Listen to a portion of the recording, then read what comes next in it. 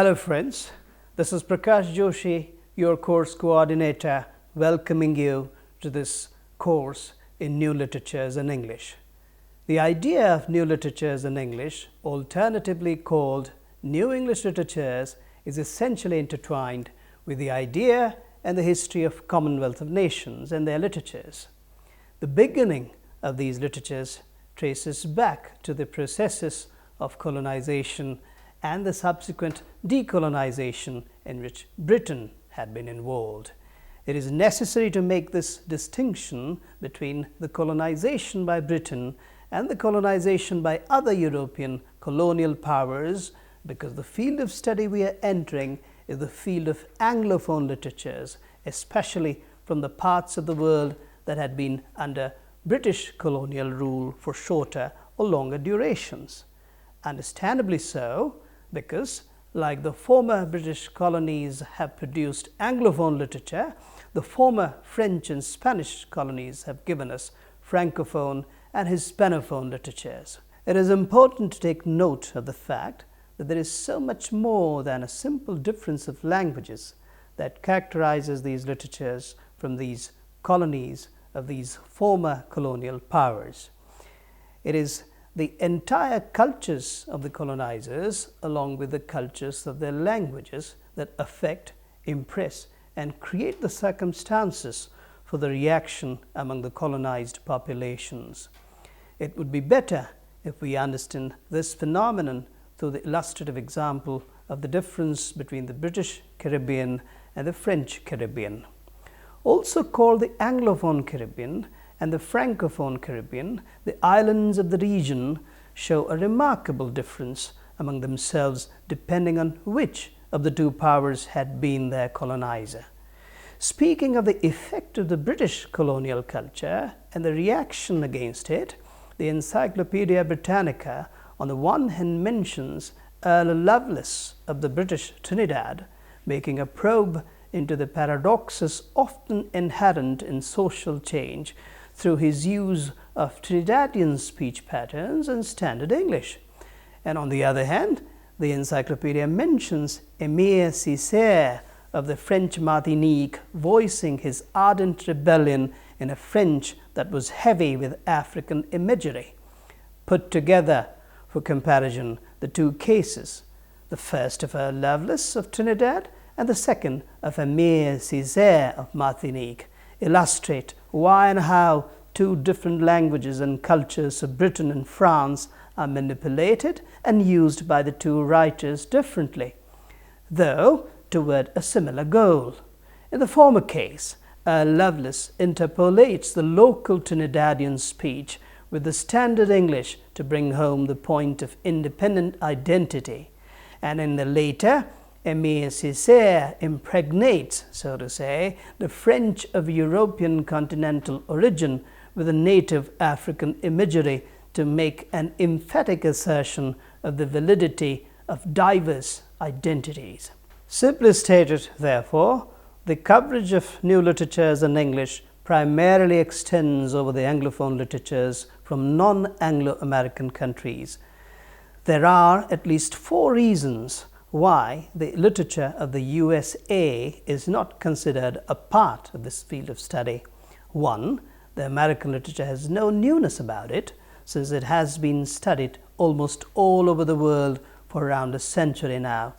2. The character of British colonization in America had been of a distinctly different character, in the sense that a big majority of the people of America were not considered racially and culturally inferior to the British colonizers. 3. The states of America earned their independence in the 18th century, when some parts of the world that later became British or French or Spanish colonies were still free territories.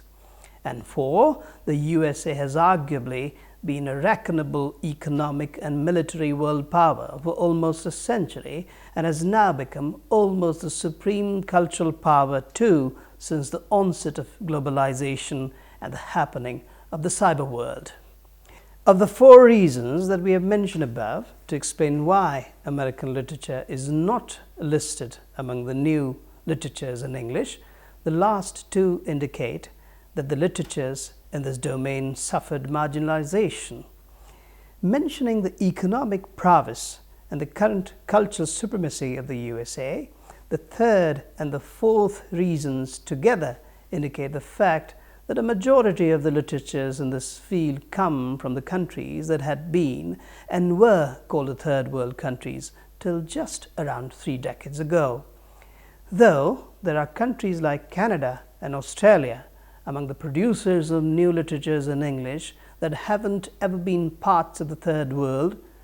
Thus, within the category of the Anglophone literatures of former British colonies, there is that subcategory of countries that have culturally and racially and economically been treated as inferior. And this brings us squarely to the element of post-coloniality in new literatures in English, of which we had made a mention in the beginning by saying that the history of these new literatures is intertwined with the history of colonization and decolonization. The cultural, racial, economic, and language-related factors shaping these literatures have been more or less common in all the cases of colonial empires.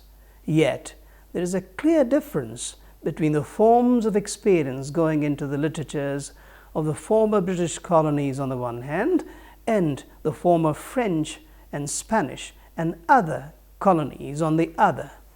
Bruce King underlines this difference by pointing out that the process of the national, political and cultural liberation in the first phase and of the cultural and economical liberation in the second happened most rapidly in English-speaking nations. The development Bruce King speaks of becomes visibly concrete when he produces a list of the authors of Anglophone literatures from across the former British colonies to substantiate his point. With Wole Soyinka, Chinua Achebe, Nadine Gordimer, J.M. Coetzee, Derek Walcott, V.S. Naipaul, Margaret Atwood, Michael Ondaatje, Leigh Murray, Salman Rushdie, Vikram Seth, Anita Desai, and Janet Frame in it, the list mentions the names of the writers who have been the favorites of the readers and university syllabi makers almost all the world over. Bruce King's list of these well-known writers, all of them from the former British colonies, bears the evidence of the extent and reach of post-colonialism and also of the increased and still increasing importance of the cultures of these former colonies. Identified as the new centers of consciousness by Bruce King, these former colonies have been the major contributors to new literatures in English and have also significantly changed the character of what had traditionally been known as English literature. Since all of the authors in Bruce King's list of influential authors changing the character of English literature in general come from what is known as the Commonwealth of Nations, it would be meaningful at this juncture to discuss the history and the making of Commonwealth literature. As it usually happens in the cases of nomenclature in the fields of academic inquiry, the title Commonwealth literature too has had its share of resistance. Broadly speaking, the scholars who have found the term Commonwealth literature problematic have shaped their arguments around the following 2 points. 1.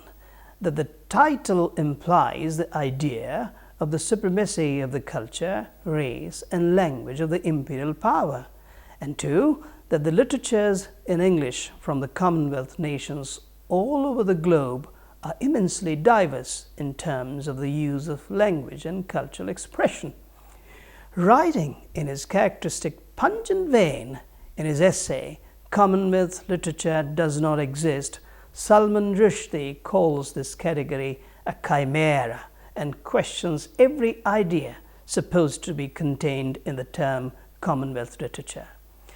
Commonwealth literature, it appears, is that body of writing created, I think, in English language by persons who are not themselves white Britons or Irish or citizens of the United States of America. I don't know whether black Americans are citizens of this bizarre Commonwealth or not. Probably not. It is also uncertain whether citizens of Commonwealth countries writing in languages other than English, Hindi for example, or who switch out of English like Googie, are permitted into the club or asked to keep out.